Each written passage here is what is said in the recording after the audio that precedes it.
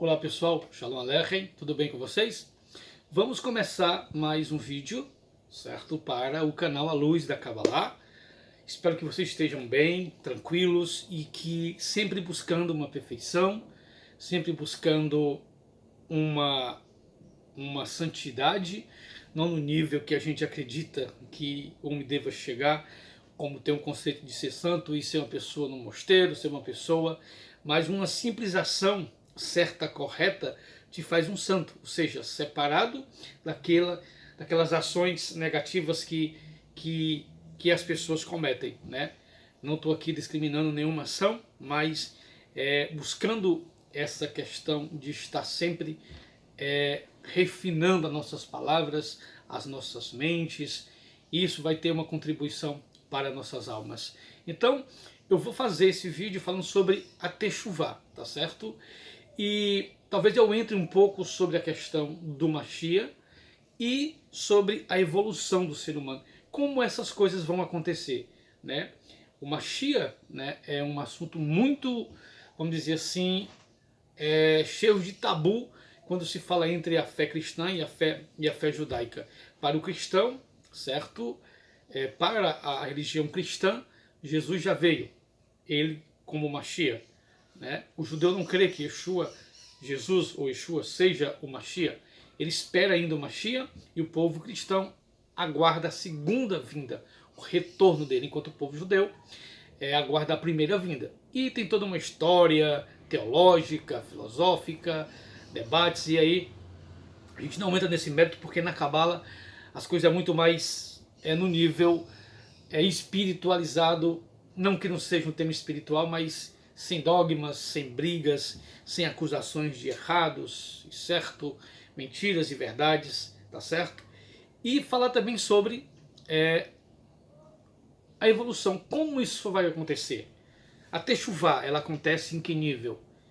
Para onde eu devo voltar? Porque a palavra Teshuvá tem um significado muito importante no judaísmo. Eu já falei uma vez aqui, dentro do judaísmo existem as festas, existe o Shabat, né, que é a primeira festa, o Shabat. Existem mais 7 festas, as 3 principais, Pesach, Shavuot e Sukkot, eu acho, são 3 festas as maiores que tem. E tem um dia do Yom Kippur, que é o dia do perdão, que não é tido como uma festa, mas um dia de jejum, um dia de constranger o coração, a alma, o espírito, e ali 24 horas, 25 horas em jejum. Então antes do Yom Kippur, antes do Yom Kippur, tem 10 dias de arrependimento, 10 dias de Teshuvá, de retorno, que é chamado de Teshuvá, dias de arrependimento, dias que começa depois do Rosh Hashanah. Então são temas muito vividos, praticados e estudados dentro da Kabbalah, é a questão Teshuvá, tá certo? Vamos falar sobre isso nesse vídeo, mas eu vou colocar algumas coisas no meio sobre o Mashiach, nós vamos aqui fazer link, e também sobre a evolução do ser humano.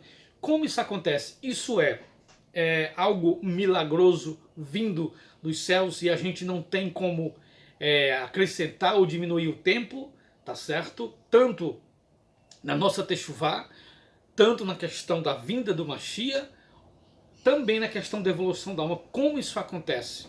Eu vou ler um texto bem interessante do livro Portal das Reencarnações. Portal das Reencarnações, ou seja, Sha'ar HaGilgulim, um livro do Rabino Isaac Luria, que está em português traduzido pelo Rabino Rav Salton, né? Yosef Salton.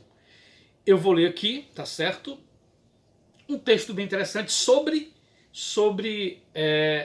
evolução. Depois eu volto para Teshuvá, tá certo? Depois a gente fala sobre o Mashiach. Então, esse vídeo pode ser transformado em 2 ou 3 partes, ou até mais. É um papo bem tranquilo, do nível de estudos, tá certo? Por isso que vai ser mais calmo, porque é do nível de estudo, como se estivéssemos estudando uma coisa em linha, tá certo? Então vamos começar aqui. Olha só. Eu vou ler o texto para a gente pegar um gancho e daí a gente ir avante. Olha só o texto. A evolução e o desenvolvimento humano envolve um crescimento gradual, espiritual e físico, passo a passo, de um nível para outro. Tá certo? Esse processo pode ser governado, por um lado, pelas leis da natureza que são impostas sobre o homem, ou, por outro lado, pelo livre-arbítrio. A principal intenção, né, desse estudo é expor essas leis, a fim de permitir que o homem pratique seu livre-arbítrio e participe conscientemente do processo da evolução. Tá certo? Esse mesmo texto a gente pode colocar em vários contextos de qualquer estudo dentro da Kabbalah. O mundo vai melhorar? Vai. Consciente ou inconsciente? Pelas leis naturais, segundo a Kabbalah,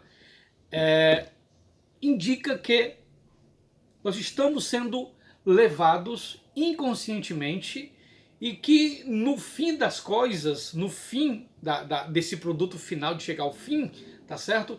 A gente não participou consciente, não tivemos um mérito. Nós fomos levados inconscientemente, sem saber o que estava acontecendo, sem ler o que estava acontecendo, sem sentir, sem saber de onde vinha, e isso transforma-se em dor.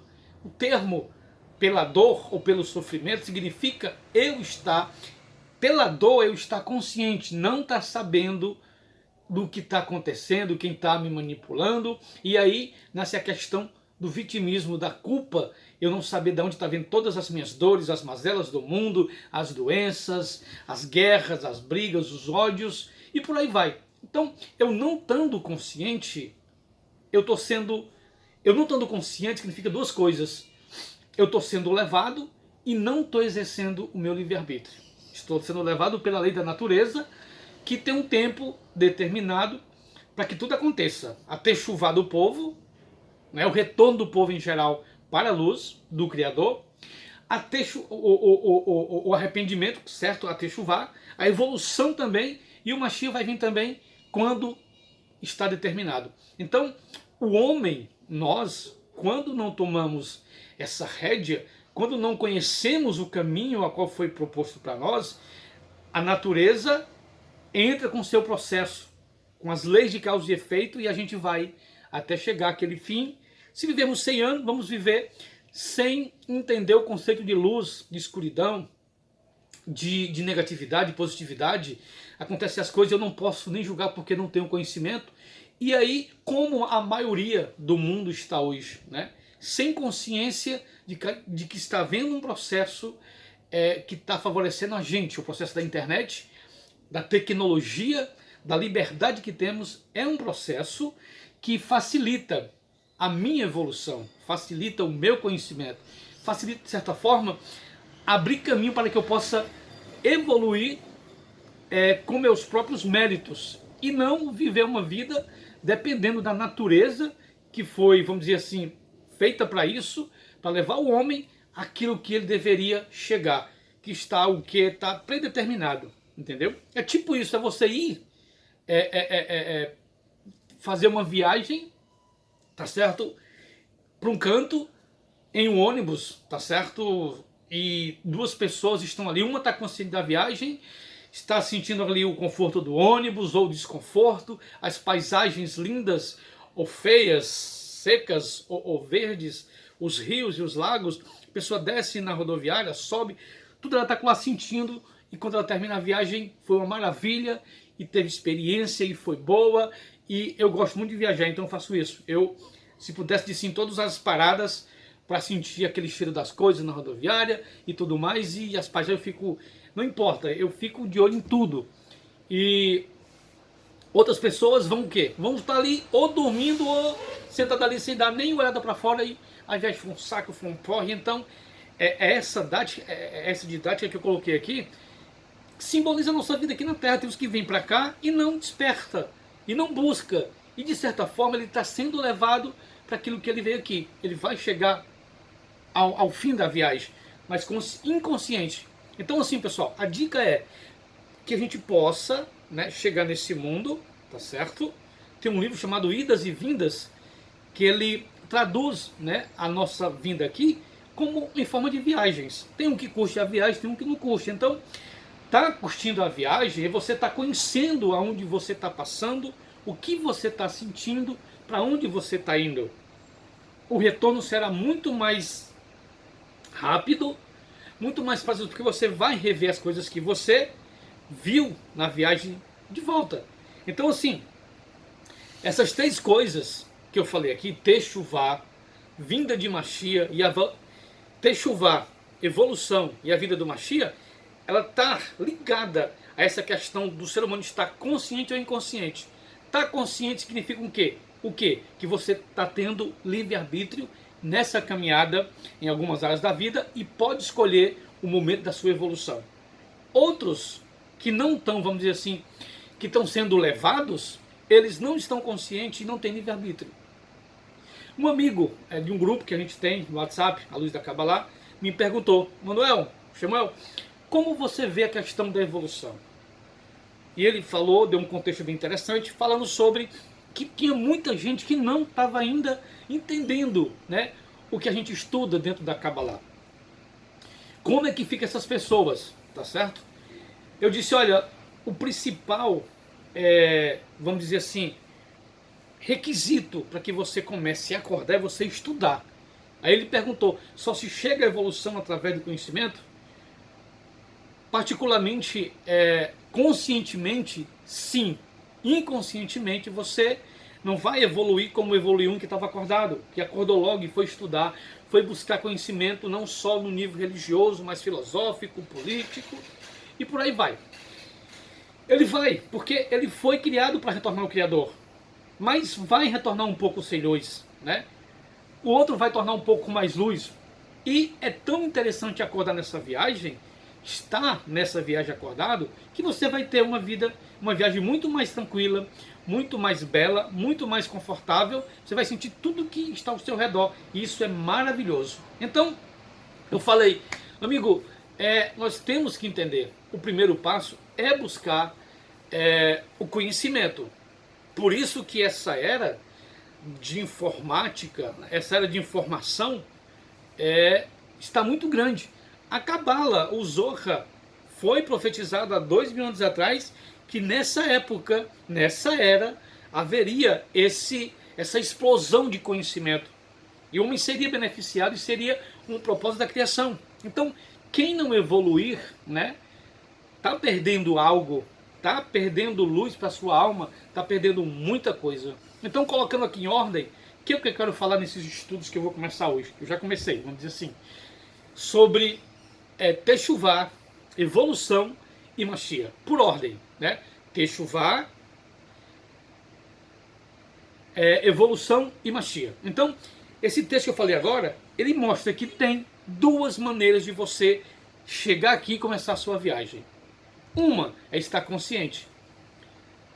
E conscientizar-se significa estudar, buscar a espiritualidade, buscar a Torá, buscar o Zohar, buscar livros de Kabbalah, buscar um mestre para te indicar, buscar um curso de Kabbalah, buscar tudo. E aí você busca, quando você inicia essa caminhada de conhecimento, as coisas chegam para você de modo mágico. Eu não entendia nada de filosofia, nem de psicologia, nem de nada.